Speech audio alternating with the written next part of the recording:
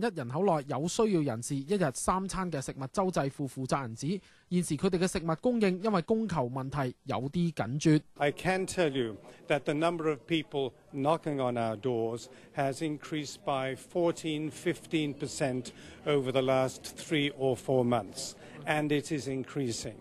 喺呢個大多倫多中華文化中心青年部主辦嘅食物募捐行動入面，善心人亦明白到供應不足嘅問題，佢哋一齊呼籲公眾多多益善。當然，處理近日越嚟越多人失業嘅問題，不單要靠食物銀行。其中有份出席活動嘅聯邦自由黨國會議員指，目前哈柏對失業者職業訓練嘅宣佈的確唔錯，但仲未足夠。Well, I think that's certainly a part of the problem, but I think until you improve the rules for how you get employment insurance when you lose your job, that many people will fall through the cracks. 新時代電視記者梁超明報導。